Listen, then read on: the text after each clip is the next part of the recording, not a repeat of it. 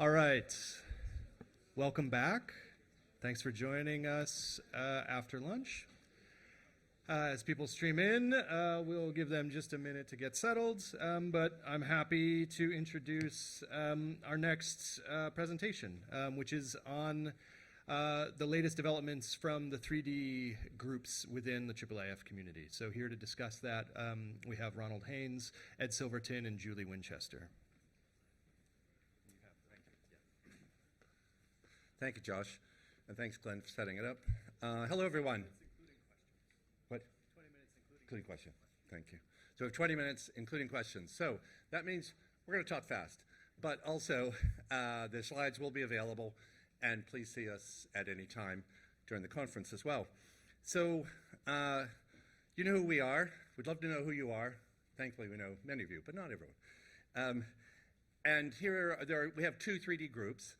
The 3D community group's been going for a fair few years, more than 5, I think, 6, 7.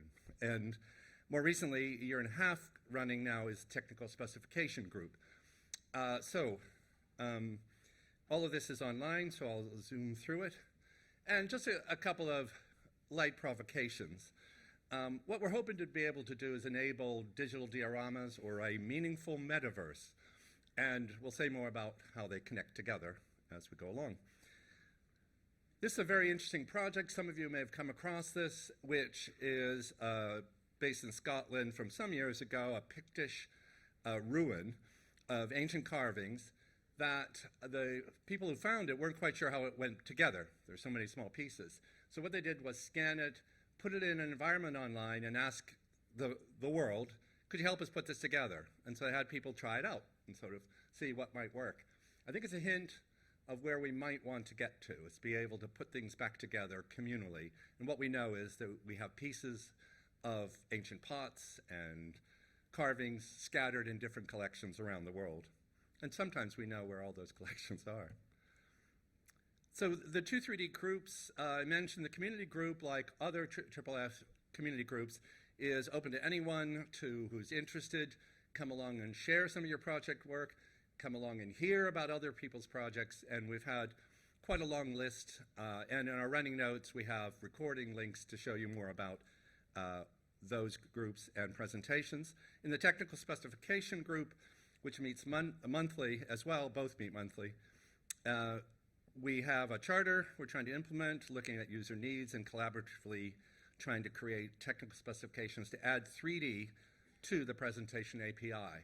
So it's a big thing. It's going to take a while, but that's why we're engaging with everyone we can. And ultimately, our aim is to be able to incorporate 2D images, audio, video in 3D scenes. Those who are supporting the community group are listed, and your name could be here. We're always interested in other institutions. The demands are light, just if you have some collections to share or some expertise to share. And in any case, come along to some of the meetings and find out more about it. This is roughly where we are. That's work the perspective. It's going to take us a little while, but we are in the process of putting together demos and collaborations and working on early days of proposal. Some of the current uses include some of these collections that are online in museum and repositories for 3D. It includes the sort of objects you expect, and CT scans to cover various cases from cultural heritage and the sciences. This is an interesting case in point from a presenter from the community group that has built an XR, AR/VR tool, and if you haven't come across it, XR is just the inclusive virtual reality, augmented reality, mixed reality. But this tool will then let you ingest IIIF 2D and put it in a virtual gallery or space of your choice. So you can engineer that and then put your collection online through goggles or through flat screens. Initially, people thought that, for a long time, and many still think, there aren't any standards for 3D on the web. Well, it turns out there's one that's been going for almost 30 years. It started as VRML, virtual reality markup language, and it's turned into X3D, and it's in its 4th generation of ISO standard work. It's widely used, but it's not the only one used, and there are others available. which is part of our challenge. There are many formats, and we want to make sure they all play nicely together. This is a quick example from some of the X3D people of taking 3 cups from different collections and sticking them on a virtual table just to sort of show it can be done and sort of place them together. It's kind of a mini metaverse again. But it's not just in the areas we might think of as traditional. There's a lot of need in history of art, architecture, and other areas to look at the skeletal structure, much like the biological sciences. They want to know what's on the outside and the inside. And this is from the architect working on the Houses of Parliament, in this case, Big Ben. And they have to work with 2D and 3D and put it all together and keep it connected. But it is a little complicated because different 3D systems work in different ways. Different ways are up. There's a right-handedness and a left-handedness, and we have to pull that together in some way. There's a tool some of you may have come across called Exhibit. It's one of a number of storytelling tools that you can freely try out the combination of 2D and 3D and audio and video together and tell a story, make a quiz, etc. So it's helpful to see how we can bring these together. And another area that's worth trying is the free Mozilla Hubs, which is a WebXR mini metaverse capability. This is an example from a presentation in a community group that has ancient Peruvian artifacts from the North Carolina Museum of Art put in a ancient Peruvian landscape. And the little silvery bubble is a 360 video of a musician that as you enter, you can hear, and then as you go away, it drops down as you'd expect. It's what's called spatial audio. And with that, I'll turn it over to Julie. Thank you very much. Yeah, so I'm going to talk a little bit about some of the work that we've been doing in the 3D TSG, and then Ed's going to take over and talk about some of the other work we've been doing. So the TSG has sort of been, generally, you could say that it's working in 2 approaches that are both interrelated and both sort of help each other out. If you think of like a vertical spectrum where at the top you have high-level conceptual ideas and then at the bottom you have really granular technical implementations, we are both pursuing a sort of a top-down approach where we're sort of conceptual focused, specification focused, and then a bottom-up approach where we want to make demos that show that the things we are talking about are feasible.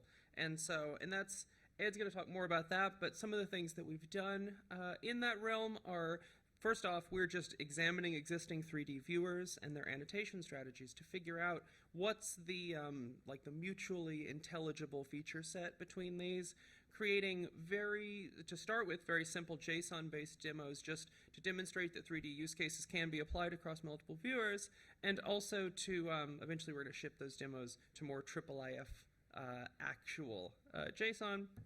But on the conceptual level, we're deciding on concepts, we're consulting IIIF and other specifications, creating annotation structures, and that this is what's, well, really these will meet in the middle when we will create specification expansion drafts to support 3D. Both directions of this work are sort of motivated by 6 core user stories that we have determined that determine like the scope of the initial work of the TSG. So this is not, we have other user stories, and these do not capture nearly all of the use cases in 3D, but these are what we think, capture the 95% usage case. Which I would love to go through them, but given that we'd rather have some time for discussion, I'm going to keep things brief. And I'm going to talk a little bit about the conceptual specification side. One of the things we have been working on is before the conference, we were working on nailing down what we would call determinations. You could also call these like axioms or premises. These are like basic facts about how we are going to implement 3D support, which one of them is, like Ronald referenced, you have to construct a 3D coordinate space. And exactly how that space works, how the numbers translate into the real world or a virtual world, can vary between viewers. We are following the lead of 3JS, a very common sort of web framework for working in 3D, to the idea that we're using a Y-up space, which means that the up is defined by the positive Y-axis. It's right-handed, which that means the Z-axis points forward towards you, the viewer. We have also we think that we essentially are going to have to add a thing other than a canvas called a scene.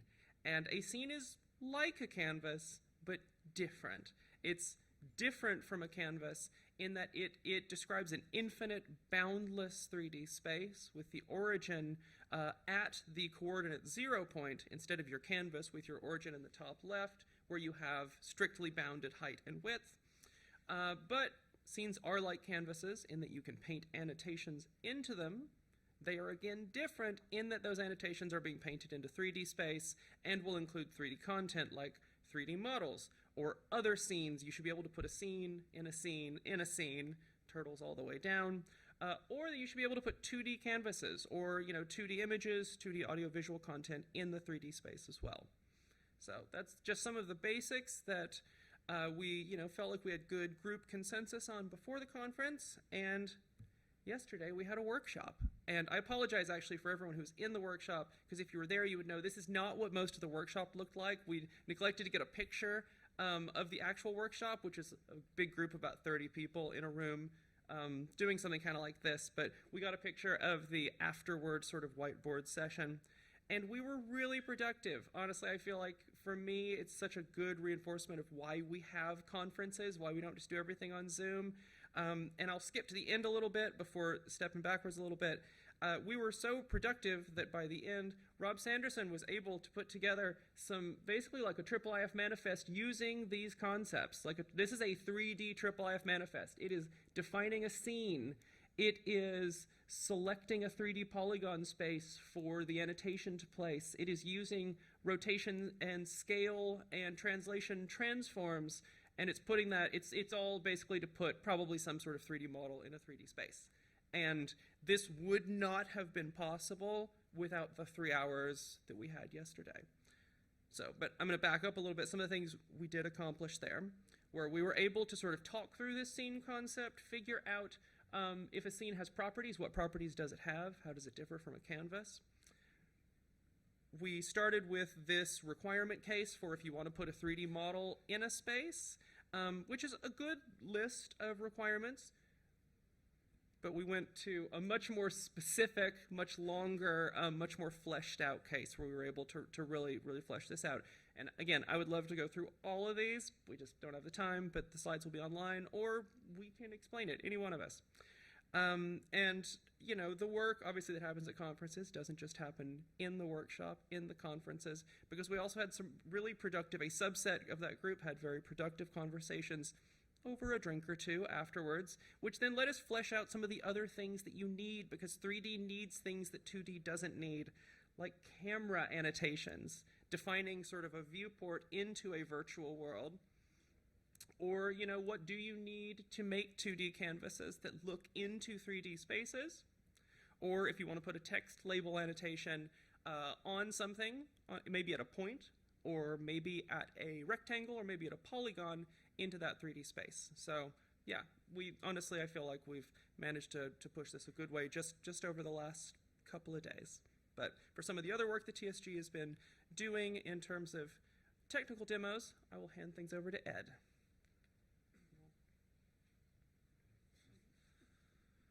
Thanks.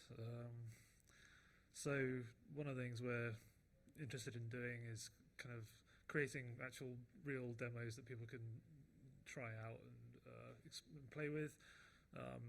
Sort of instead of just talking about things, is like making things that are actually usable.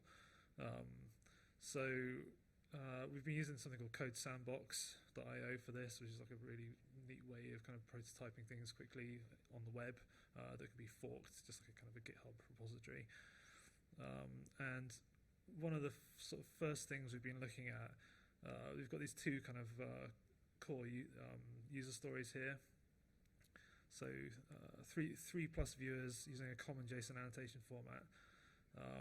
So we decided to kind of try and tackle that one first, as I guess the man on the street, when you talk about annotation, it's like putting labels of text on things, and if you look at like Sketchfab, for example, annotations on Sketchfab are exactly that, and Sketchfab is the preeminent repository for 3D content on the web.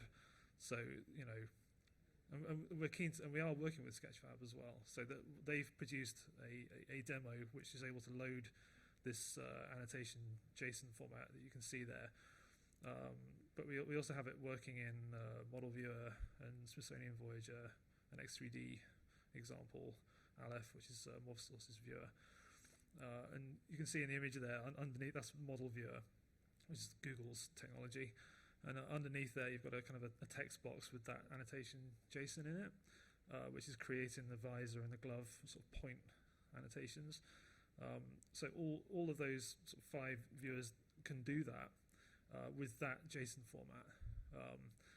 But if you try and copy and paste sort of between the viewers, the same JSON, it doesn't. The points appear in different, slightly different places. So that's interesting. Like there's internals. And you recall the diagram Ronald showed earlier with the right-handed Y up kind of coordinate space. Clearly, there's kind of internals that are different there between viewers. So some work will have to happen to kind of translate those coordinates so that they fit in each different viewer, and so we can arrive at a kind of a standard coordinate system.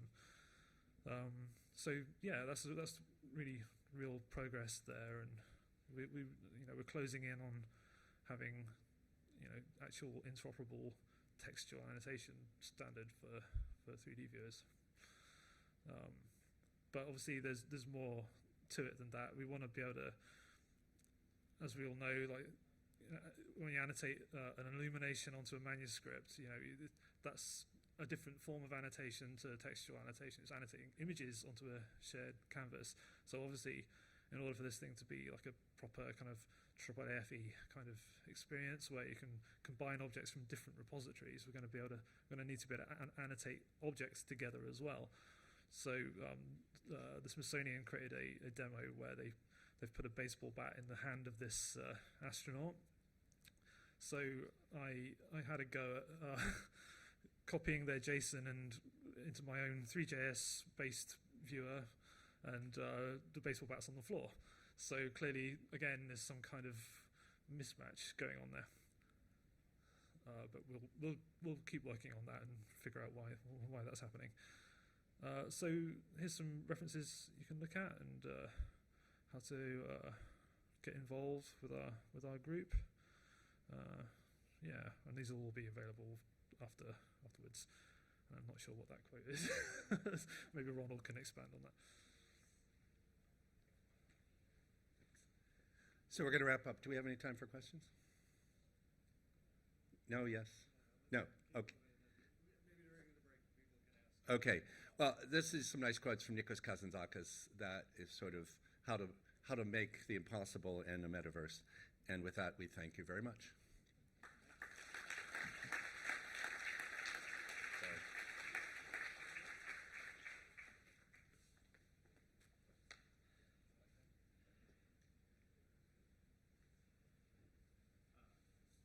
Thank you, folks. It really is impressive work. I mean, I've been following the 3D work since the beginning, and it's really leapt forward in just the last few weeks and months. So thank you to those folks and the other 3D chairs for moving us ahead. Up next, we have Andy Irving and I believe Richard Allen talking about ArchiOx and analyzing and recording cultural heritage in Oxford. So hello again. Yes, I'm Andy Irving from the Bodleian Libraries at the University of Oxford, and I will very quickly talk you through our very generously funded project from the Helen Hamlin Foundation, ArchiOx, in partnership with the Fatum Foundation out of Madrid.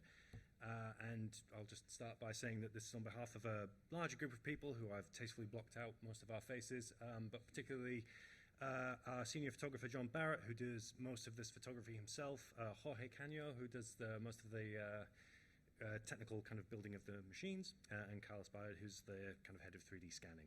Sadly can't be with us here today, but have been hugely influential in the project.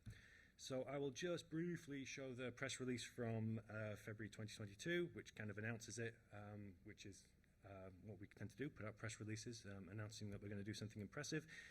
And it was you'll notice the difference between the Bodleian's contribution to the press release, which is very couched in British English terms, such as, we will greater understanding, exploration.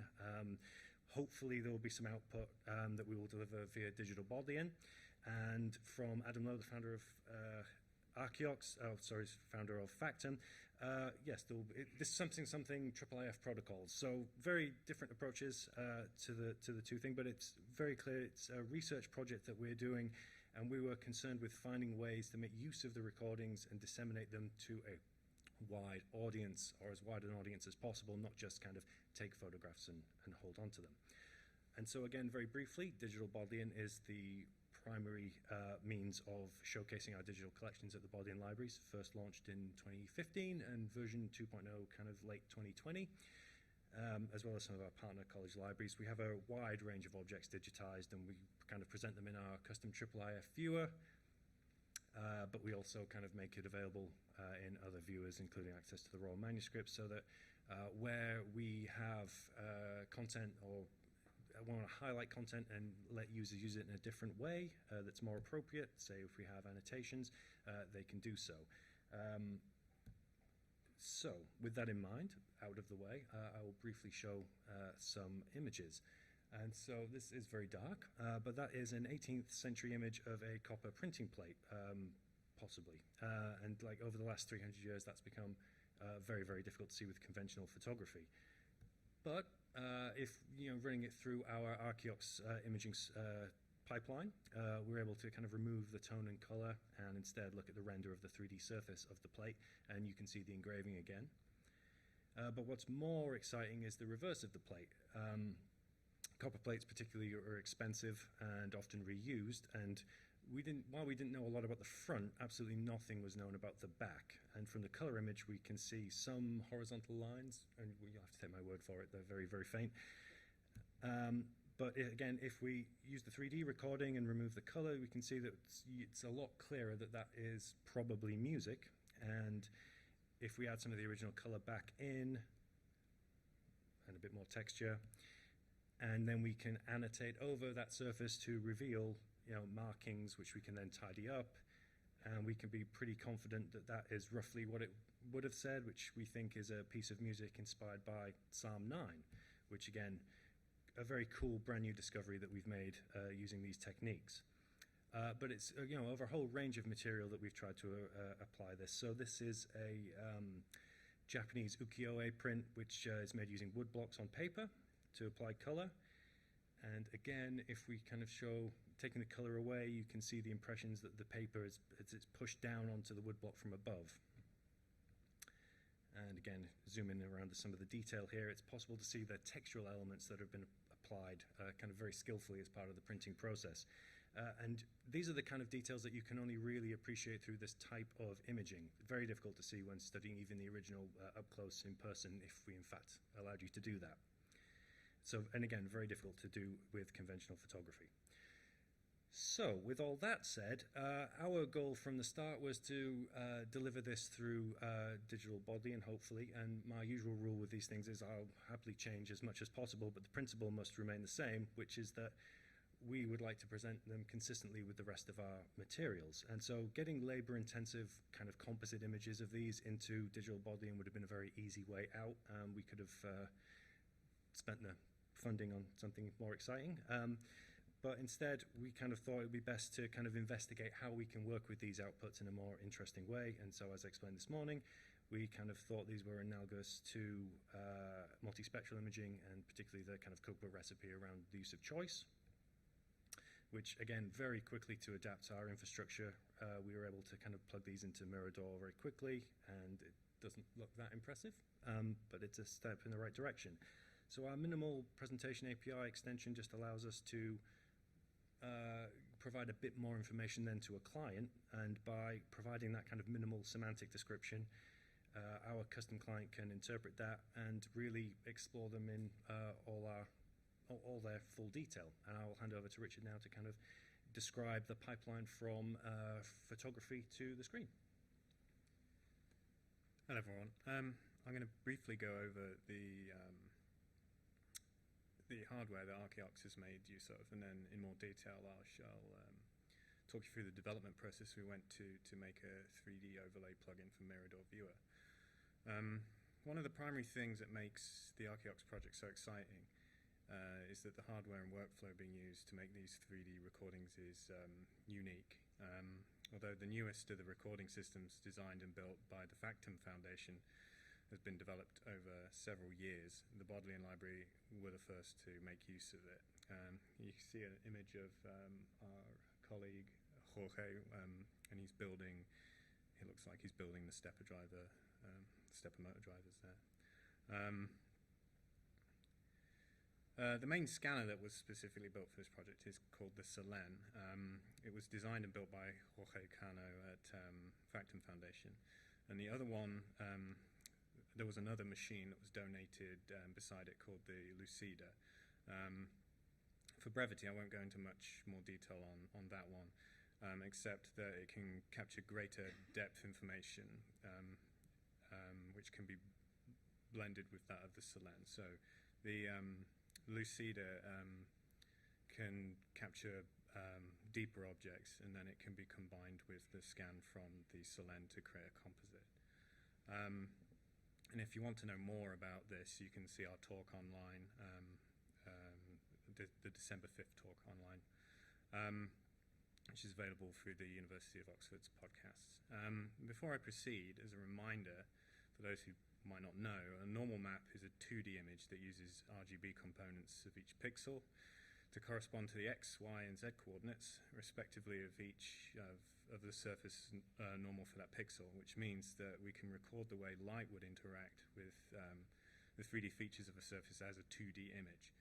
And for those familiar with video games, they're often used to fake higher details by mapping them to a low polygon model. So what you see, you can see the image in the Wikipedia example here of them using a normal map to project higher detail onto a lower detail mesh.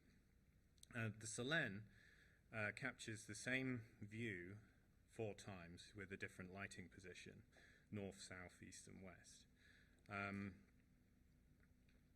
And in between each shot, there is a xenon flash which activates. And then the whole camera view can move on an X-Y axis and capture a map of an entire object. The images are joined after capture into albedo and normal map using GIS software, and also a depth map is derived from the normal map. The takeaway here is that we can record 3D surface and color information about an object simultaneously and encode this information as a 2D image from a more or less flat surface. And this technique is known as Photometric Stereo. You may know of Photometric Stereo already due to a technique known as reflectance transformation imaging, or RTI. The only difference is there are no reference spheres here, and we only rely on 4 images per tile. The main reason we are using Photometric Stereo here and not another technique is the resolution coupled with the ability to capture ultra-high resolution color images. And here you can see how the Selen stacks up against some of the other technologies employed by Factum previously. And the cool thing here is that the outputs of the Selen can be blended. I've already mentioned this. You can blend different techniques together to create a capture. For more details, again, see our talk. And now I'm going to move on to the software that we developed in the Bodleian. As Andy previously mentioned, as part of our talk, we have different images of the same object in our Mirador viewer exposed through the layers. And going clockwise, we have the normal map, the depth map, the composite render, the albedo, which is also sometimes known as the diffuse texture, and the shaded render. But what can we do with them? To start with, we had this tool that Jorge had built using Java.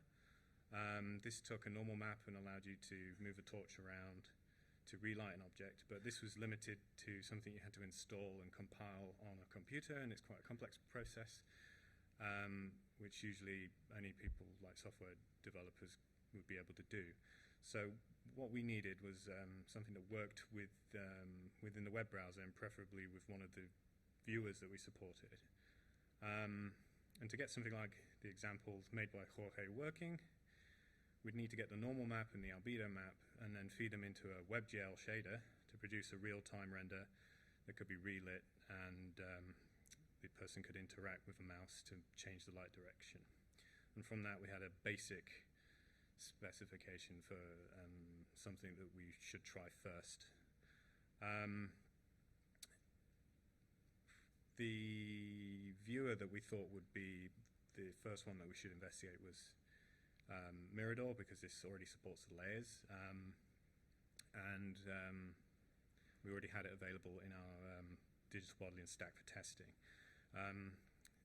For many of you will know the reasons why we did this as well, but we thought that we should rely on WebGL, a WebGL compatible renderer of some kind, to make an optimized web experience, and instead of trying to embed some kind of applet in whatever we were doing, and it should allow the user to interact with the image and relight it in real time. Because we were able to surface the outputs of ArchiOx through the native Mirador application, it made sense to begin our research here. So the question was, could we make the application work with Mirador? And I found that quickly, because Mirador already had a extended functionality through plugins, perhaps I should look at how these work. So I spent a few days looking at the code of various plugins to see if I could understand how they worked and how Mirador itself worked. I looked into how WebGL worked and quickly decided that writing WebGL shader code is a complete discipline in itself. So I would need to find some framework to work with that abstracted the process and would allow me to proceed further with prototyping. I did a bit of research and I found that the Smithsonian had developed their own 3D viewer known as Voyager, and that this made use of a JavaScript library called 3JS. And as you can see, this is their astronaut, which you've also used in your talks. But what is 3JS? We've already mentioned this in previous talks. It's a JavaScript library that makes using WebGL easier. It's got a WebGL itself is an API that allows people to render high-performance 2D and 3D graphics in web browsers. In order to make good use of this, people need to write their own shaders, and I couldn't. So after playing around with 3JS for an hour, I came up with something like Jorge's application that worked in a web browser. However, the example that I've shown is just pure JavaScript. In order to get this working in Mirador, I'd have to translate it into React. And React is another JavaScript library, but I would argue that it's actually a particular way of writing JavaScript that is quite different from regular JavaScript. This time it took a bit longer, but as you can see here, after a few afternoons of tutorials, I was able to get something working as a standalone React application using 3JS. But how on earth would I get this into Mirador and interacting with our images?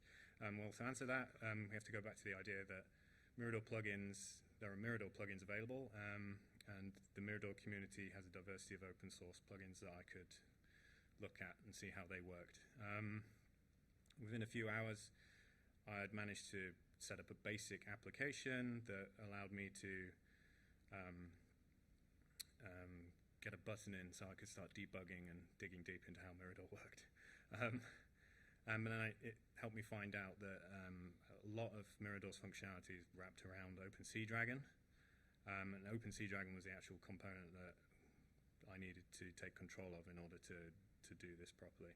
And they've also got an extremely supportive community online, very quick to answer questions and very keen on getting 3D into interacting with OpenSeaDragon. And as you can see here, this is the result of being able to interact with OpenSeaDragon with our 3JS example as a Mirador plugin. The only problem was that 3JS has a limit depending on the browser you're using, on the size of the textures that you can feed in, so 4K max, but we also had, as a policy internally, 4K max on individual images, and I was feeding these in as individual images. So I needed to come up with a way to get around these limitations, and we had an opportunity to meet up with Factum in Madrid, and here's Jorge and I, and anyone familiar with OpenSea Dragon can see we've got the debug screen active to talk about tiling the images into the 3JS layer. When I got back to England, I spent a couple of weeks implementing tiling, and as you can see here, I've added a toolbar as well to make things easier to fiddle around. Instead of changing the variables and compiling it again, I put this in. And you can change the light direction, and you can change the ambient and the directional light intensity. And this is also tiling the images into the 3JS overlay.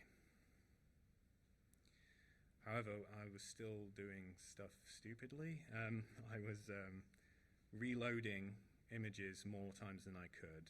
Because OpenSea Dragon is loading in the images, I knew that I could somehow get hold of those images at the time they're drawn, before they're drawn to the canvas, and put them somewhere else as well.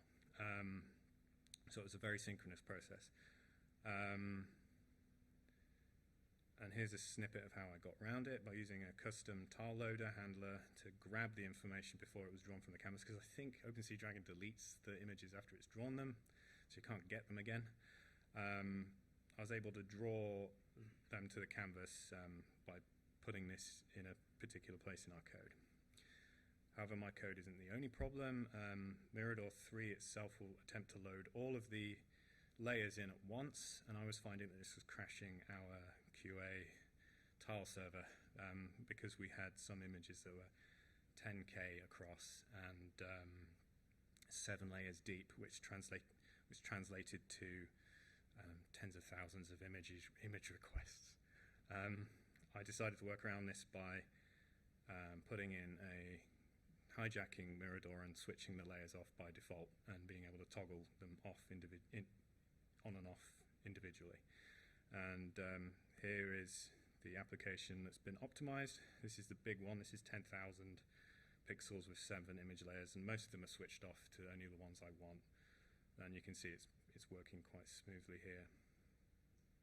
I'm changing the light direction. This is one of the more interesting objects because the copper plates are a little bit flat. What next? We're going to write some custom shader code so that we can actually bring out the details a bit better rather than using boilerplate shader code. So I kind of got something working before I came to the conference, but Jorge and I are going to be doing some paired programming after, and we're going to get this working. Just like to briefly fly a kite. Our application, because it uses normal maps and diffuse textures, there's no reason why a similar technique that is generating those outputs couldn't just use our plugin in exactly the same way. So it's not tied to a Selene machine. You could be using RTI, for example. And if you're interested, you can quickly Google, and there'll be loads of stuff that comes up about these little doodles that they found in a bunch of manuscripts. There's also like hunting scenes and various things, and Anglo-Saxon names scraped into canvases. Thank you.